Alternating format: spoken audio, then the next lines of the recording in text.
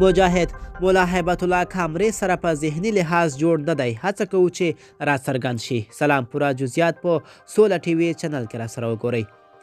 د طالبانو ویان ذبیح الله مجاهد د خپل عمومي مشر مولا هیبت الله خونزاده چې دوی امیر المؤمنین ګڼي په اړه وایي چې کامرې سره ذهنا جوړ نه دی.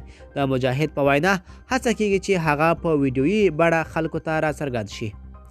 ذبیح الله مجاهد دا هم مني چې د هیبت الله خونزاده د نه راڅرګندېدو یو عمده دلیل د بې پیلوټو الوتکو له بریدونو ویره ده. طالب بیان زیاتوي چې تر اوسه د افغانستان پر فضا دوی سم نه دي واکمن او له دې کبله اندېښمن دي چې پر مشر بې پیلوټو الوتکو برید ونه کړي.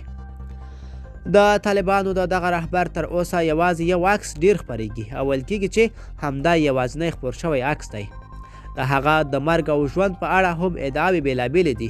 ځینې لویدیځې رسنۍ او د افغانستان د جمهوري نظام د استخباراتو باور لري چې مولا هیبت الله څو کاله مخکې د پاکستان تر ولکې لاندې د کویټې په کچلاغ کې د یو برید ځانمرګي برید پر مهال وژل شوی دی. د طالبانو ویان دویانو بیا د ادعاوې بې بنسټه ګڼلی دي.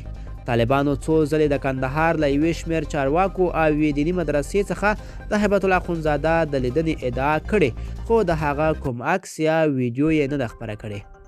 څه موده مخکې د هیبت الله خونزاده په حواله ویل شول چې طالب چارواکو ته یې له خلکو څخه د نه پټېدو سپارښتنه کړې ده. د طالبانو منتقدینو بیا د دې خبرې په غبرګون کې وویل چې هیبت الله خونزاده خپله ولې له خلکو پټ شوی دی. ملګرو که تاسو هم د دې ویډیو په اړه څه نظر لرئ موږ سره کمنټ کې شریک کړئ او د لا ښکلو ویډیوګانو لپاره زموږ سوله ټي وي چینل سره پاتې شئ.